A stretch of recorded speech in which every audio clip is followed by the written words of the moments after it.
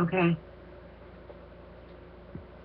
All right, welcome back to Missing Persons TV. I'm Brian Ladd with my co-host Deborah.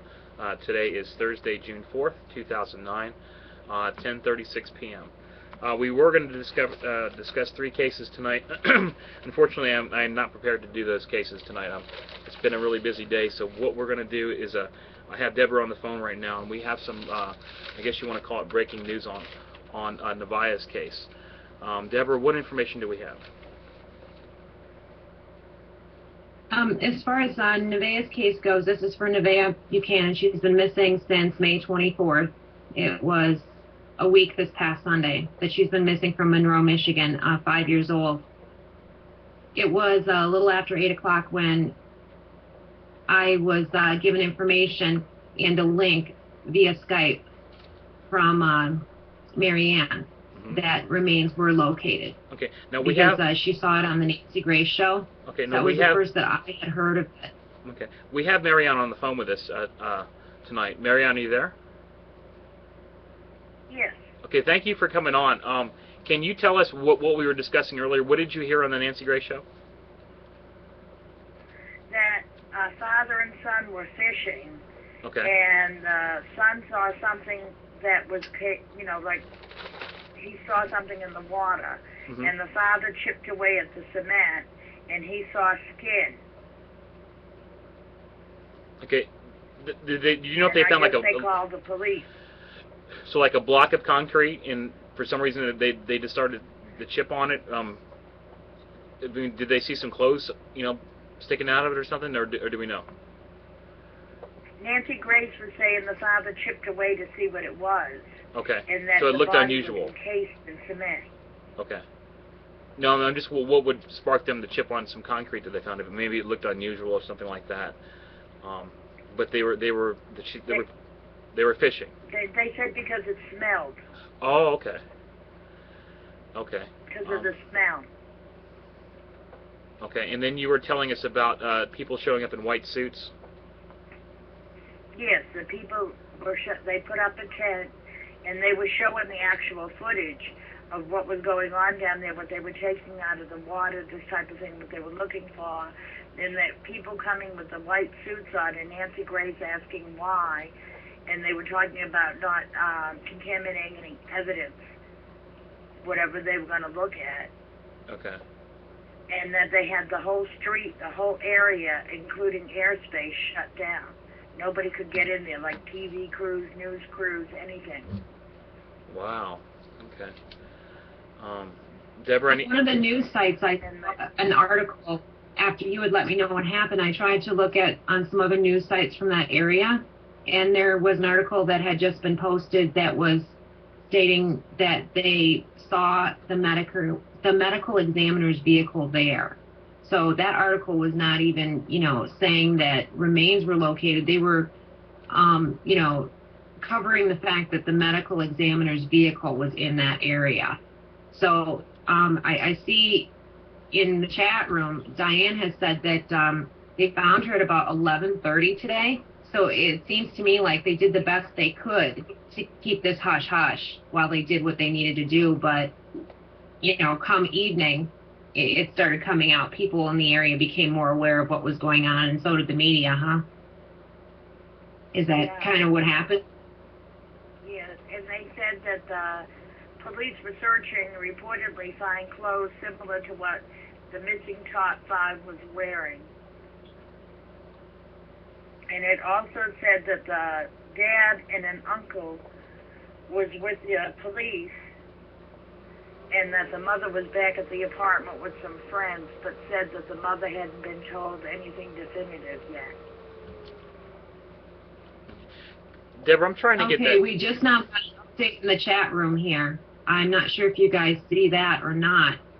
Diane says that they just now say on Monroe News that the grandmother has identified the body. Okay. And Diane put a link in there. Now, something I saw on a news site also, after you gave me information, Marianne, was that they were looking in that area responding to a tip, but the information that you got from watching Nancy Grace is that this was, you know, remains were located because a father and son were out there fishing. So was there anything said about them following a tip in that area? They also said something about a tip, so don't know if it was a coincidence. You know what I mean? That the police were out there searching, and then the father and son were out there fishing. I'm trying to get this map up that. in the chat room. I think that Diane sent. Yeah, it's not loading. It just says we're not able to find the address. Did you try to get the map, Deborah? No, I didn't try to get the map. I thought I'd take a look later because you said that you had it. Yeah, I had the link. Try and see if I can bring the map. Okay, so news reports say the body was found near the River Raisin around Dixon Road. So I'm going to try to locate that on the map, and I'll post that on the case file. Looking at the information that we have, Deborah, remember I told you about the fishing box. That was in both DDs. I think I talked about it on the last show. That, you know, I didn't think it was related. It may still not be, but it did bring up fishing again. I mean, I'm just looking at the dream drawings that were done and some of the other stuff. You had something about a dock also. Yeah.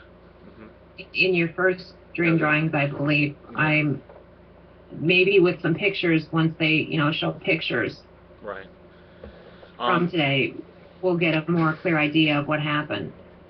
Right. I'm trying to find that map. There's all that on Nancy Grace right now. Two other roads in the area. It's River Raisin around Dixon Road in the area of Ida, Maybe, Maybee, and Neiman, Neiman roads. Yeah, I can't open Google Earth because the computer crashes. So I'm doing it in Google Maps. So I'll find it here in a second. And then I'll post that. They have live coverage of what's going on Nancy Grace right now. Okay. And I will save it. If anybody can tell me how I can do it from the DVR to tape it, I don't know. Do it. There is somebody that we know that takes all the Nancy Grace footage and puts them on YouTube the very same night. Deborah, do you know who that is? I believe that the one that did really good ones and does it the most is someone that goes by the username of Torben Miller. Okay. Yeah, you can't take Nancy Grace and we can't use it because of the copyright laws or whatever. So if we do put it up, would have to take it down. But we can definitely link to something if it's on YouTube or something. And Nancy Grace comes on again. You can copy it to a tape or a DVD. Yeah, we just like can't. If you were taping it. Yeah, for personal use, but we couldn't put it on the website or anything. But what I'm saying, we could link to it. It was on YouTube or something. The show comes on again, and thinking it comes on at 8, 10, and what, midnight? 8, 10, 1, and 3, I believe, in Eastern Time Zone for us. Okay. 1 a.m. I'm still trying to get that. My DVR is set too. I just.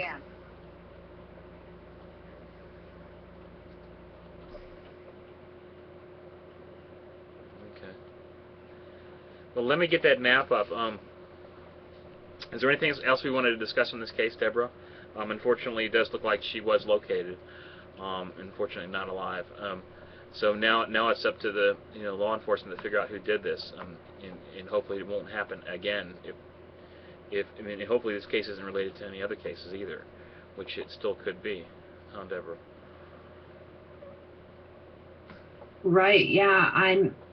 As far as them ever naming suspects, they haven't done that yet in this case, and there are 3 different people that have been jailed. Yeah, but they were all jailed. Persons of interest on other parole charges. Violations. Right. And they're all pedophiles. The third one was is that right?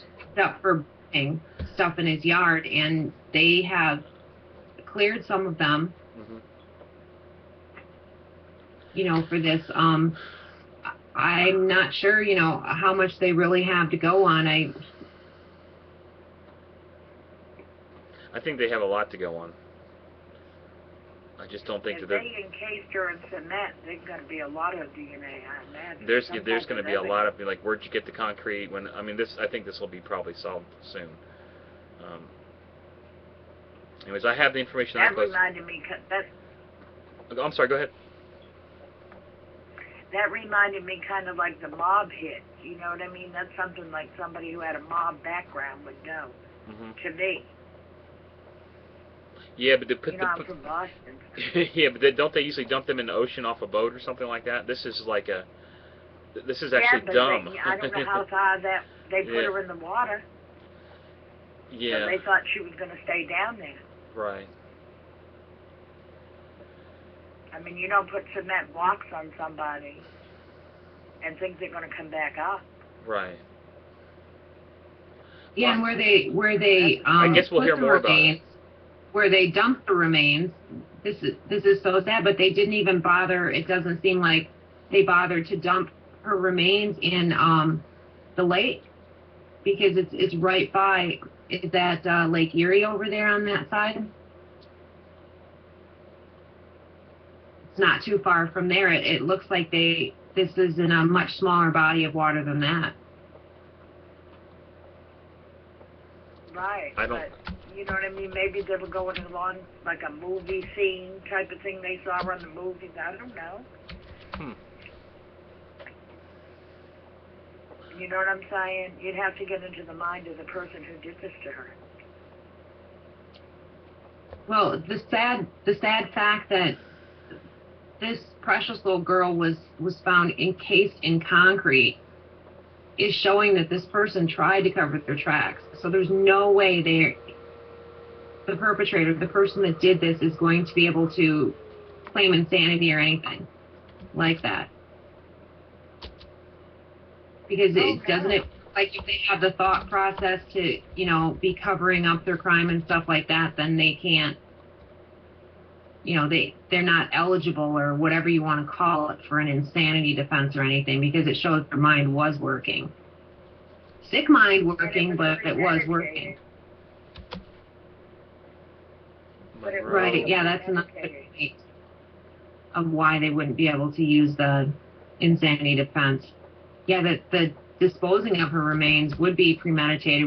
We don't know, obviously, at this point if killing Nevaeh was premeditated, but, you know, there was certainly quite a bit of thought put into disposing of that poor little girl's remains. This is just so sad. It's sickening. It's sickening. Some of us did not want to get caught. Well, they should have thought of that before they did something so awful as to take a little 5-year-old girl. That's just terrible. Oh, one thing I'm very glad of is that this is not dragged out.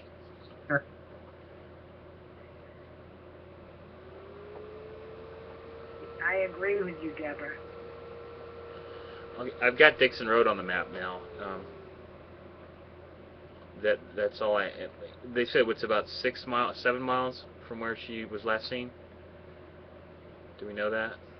I seen 9 miles. Okay. Yeah, it says here, 50. The area that they cordoned off right by there would be River Raisin around Dixon Road, in the area of Ida, Maybe, Maybee, and Neiman roads. Okay, I have Dixon Road right here, and Maybe Road. Did you say the word maybe? Yeah, Ida hyphen Maybe. Okay. Yeah, I have. And then the other road is Neiman. Okay.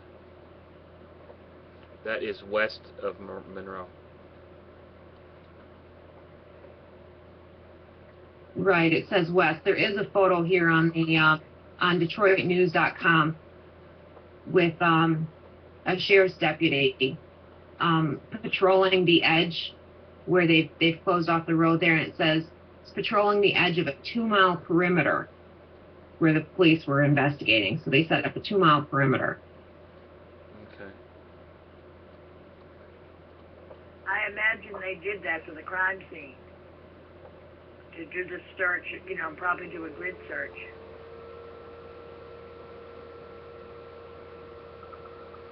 All right, I've got that map. I'll post that, and if we get anything else, I'll post that to the case file.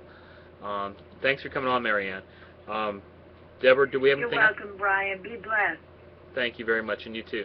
Deborah, do we have anything else tonight? Like I said, I'm not really prepared to do any of these cases tonight, but we'll get to them tomorrow.